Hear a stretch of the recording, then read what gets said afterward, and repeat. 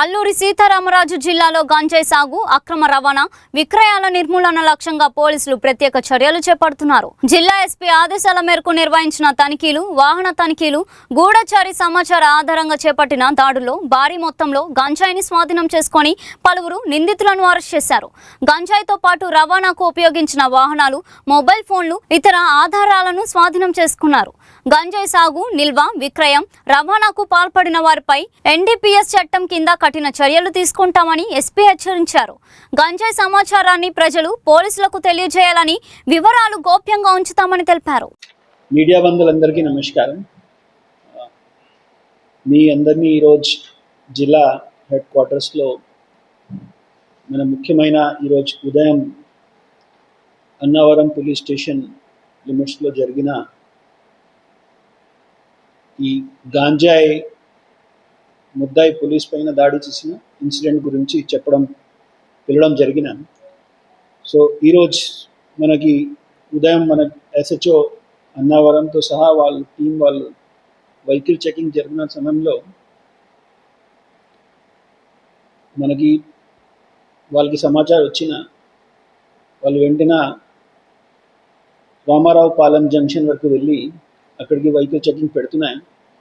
ఆ సమయంలో 2 బైక్స్ అని ఒక కార్ వాళ్ళు కనిపిస్తున్నాయి. దీన్ని ఆపడానికి వాళ్ళు ప్రయత్నం చేసే సమయంలో గాంజాయి తీసుకువెళ్ళిన వాళ్ళు పోలీస్ పైన దాడి చేస్తున్నాయి.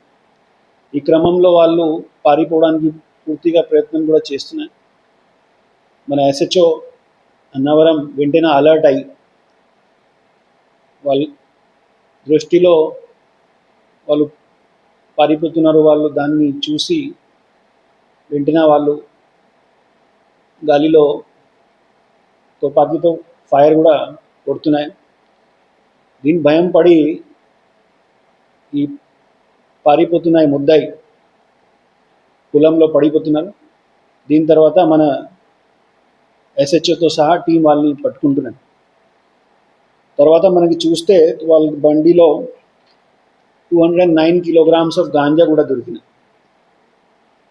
ఈ 209 kilograms ఆఫ్ గాంజాతో మనకి ఇప్పుడు ప్రజెంట్గా వాల్యూగా అసెస్మెంట్ చేస్తే కమ్స్ అరౌండ్ 1 crore రూపీస్ వాల్యూకి ఈ గాంజా వాళ్ళు తీసుకువెళ్తున్నారు.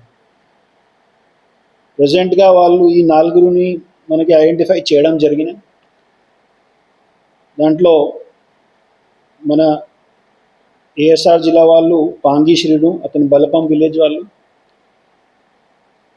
ఇంకా మల్కాన్గిరి డిస్ట్రిక్ట్ వాళ్ళు కృష్ణ, ఖారా ఉన్నారు. ఈ మొత్తం ఈ గాంజాయిని నెట్వర్క్ని ఆర్గనైజ్ చేసేవాళ్ళు ఇమ్రాన్ ఖాన్, విశాఖపట్నం డిస్ట్రిక్ట్ వాళ్ళు. అదేవిధంగా రాజస్థాన్ నుండి జాలోర్ డిస్ట్రిక్ట్ వాళ్ళు అర్జున్ కుమార్. ఈ 4 పట్టుకోవడం జరిగినాయి. వాళ్ళకి మొత్తం క్రైమ్ హిస్టరీని కూడా మనకి చూస్తే వాళ్ళపైన గాజువాకలో కొన్ని క్రైమ్స్ ఉన్నాయి. లాస్ట్ ఇయర్ కూడా వాళ్ళు ఎలాగై గాంజాయి తీసుకువెళ్తున్నారు సమయంలో పట్టుకున్నారు. విజయవాడలో కూడా వాళ్ళపైన కేసెస్ ఉంటున్నాయి. దీనికి సమాచారం వచ్చినాయి. సో ఇప్పుడు ఈ మొత్తం నెట్వర్క్ని మనకి బస్ట్ చేయాల్సిన దీనిపైన ఎస్డిపిఓ చింతపల్లి అండ్ వాళ్ళకి టీమ్ని ఫామ్ చేయడం జరిగినాయి. ఈ మంచి పని చేసిన వాళ్ళందరినీ రివార్డ్ కూడా ఇస్తున్నాం. ఇప్పుడు ఈ క్రైమ్ కూడా Chintapalli sub division Annavaram police స్టేషన్లో నమోదు అయిన దీనిలో క్రైమ్ నెంబర్ 16/26 మనకి కాన్స్పిరసీ, పోలీస్ పైన దాడి చేయడం, దీంట్లో 132 section, common intention section 3 police ప్రాపర్టీని డ్యామేజ్ చేసిన, ఎన్డీపీఎస్ చట్ట ప్రకారంగా పోలీస్ని చూసి వాళ్ళు పరిగెత్తి పారిపోతున్నారు, దాంట్లో సెక్షన్ 49 అండ్ గాంజాయితో సహా వాళ్ళ బండిలో దొరికిన సెక్షన్ 20 అండ్ సెక్షన్ 25లో మనకి కేసు నమోదు చేయడం జరిగింది. ముఖ్యమైన మనకి ఈ సమయంలో లాస్ట్ ఇయర్ మన 0 కల్టివేషన్ అచీవ్ అయినా దీని తర్వాత మనకి ఒక శపథ్ తీసుకుంటున్నాం. ఈ ప్రతిజ్ఞ ప్రకారంగా ఈ సంవత్సరం మనకి 0 కల్టివేషన్తో సహా 0 పెడ్లింగ్ కూడా ఉండాలి. సో ఈ 0 పెడ్లింగ్ మనకి అచీవ్ రావాలితో ఖచ్చితంగా పోలీస్ వాళ్ళు స్ట్రిక్ట్గా మనకి ఒక స్ట్రిక్ట్ పోలీసింగ్ ఖచ్చితంగా చూపించాల్సిన బాధ్యత.